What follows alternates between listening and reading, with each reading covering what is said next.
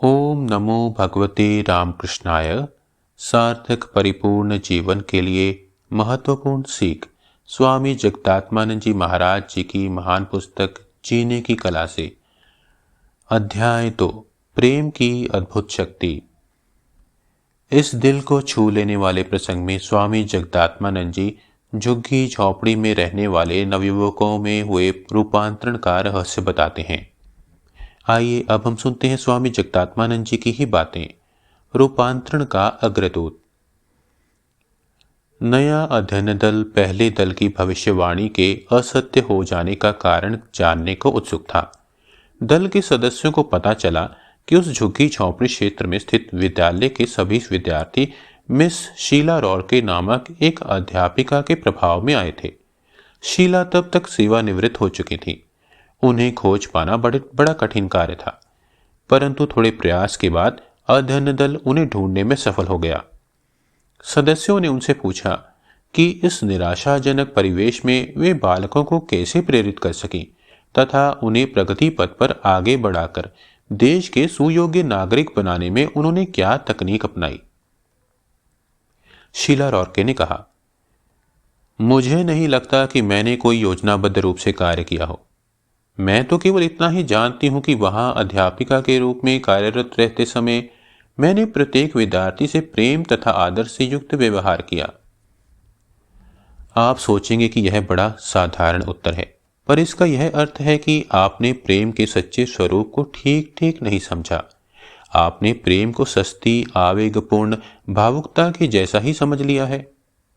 प्रेम सच्चे रूपांतरण को शुरू कर सकता है। केवल प्रेम प्राप्त करने वाले लोग ही इसकी सच्ची महानता को समझ सकते हैं और केवल वे ही दूसरों को प्रेम प्रदान कर सकते हैं। प्रेम अपने प्रेम पात्र की आत्म छवि को सबल बनाकर उसके आत्मविश्वास में वृद्धि कर सकता है। शुद्ध प्रेम का आस्वादन करने वाला विकसित होकर एक संपूर्ण व्यक्तित्व में परिणत हो जाता है। वे अपने वैशिष्ट्य को बनाए रखकर एक उत्तम चरित्र वाला व्यक्ति हो जाता है। माता पिता तथा परिवार के बड़ों का व्यवहार प्रेम एवं समझदारी से युक्त होना चाहिए। इस प्रकार घर के बड़े एक उदाहरण प्रस्तुत करते हैं जिसे देखकर बच्चे उसे अपनाने का प्रयास करते हैं। बच्चों में ऊर्जा तथा प्रतिभा का भंडार होता है। बड़ों के संपर्क से प्राप्त विशुद्ध प्रेम और नैतिक प्रेरणा बच्चों की प्रसुप्त शक्ति को सही दिशा की ओर उन्मुख करने में सहायक होती है। विशुद्ध प्रेम प्राप्त करने वाला ही दूसरों को प्रेम दे सकता है। नवजात शिशु बातें नहीं कर सकता, तो क्या कोई माता यह सोचती है बच्चा तो कुछ नहीं बोलता, तो फिर मैं क्यों बोलूं? मां अपने बच्चे के साथ प्रेम पूर्वक बातें करती रहती है। वह बच्चे पर अपने प्रेम की वर्षा करती है और बच्चा आनंद और किलकारी के द्वारा उसका उत्तर देता है। हंसी और खिलखिलाहट इस प्रेम की भाषा है। मां के इस प्रेम पूर्ण आचरण के कारण ही बच्चा बोलने की कला जान लेता है। सच्ची कहा गया है, मां की गोद में ही बोलना सीखा जाता है। शिशु बोलकर अपना प्रेम प्रकट नहीं कर सकते। शिशु के रूप में हम प्रेम प्राप्त करते तो हैं, परंतु बोधपूर्वक हम उसका प्रतिदान करने में सक्षम नहीं हैं। घर में माता पिता तथा बड़ों और विद्यालय में अध्यापकों और सहपाठियों द्वारा प्राप्त प्रेम के द्वारा ही हमारा विकास होता है। निस्वार्थ तथा विशुद्ध प्रेम ही हमारे चरित्र की विशेषताओं की पहचान करता है।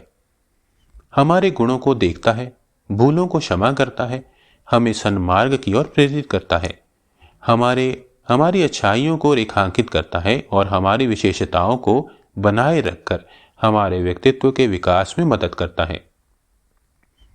यह निस्वार्थ प्रेम हमें कौन दे सकता है?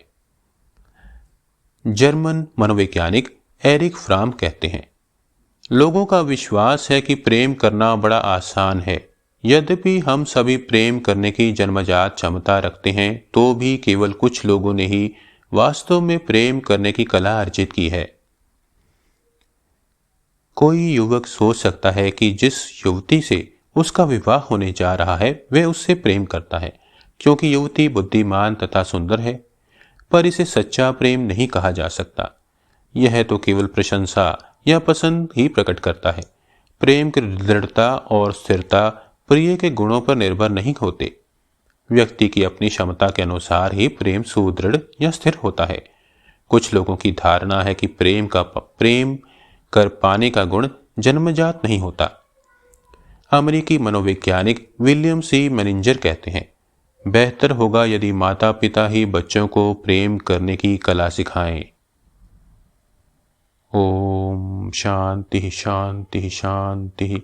हरि ओम तत्सत। श्री राम कृष्ण अर्पणमस्तु।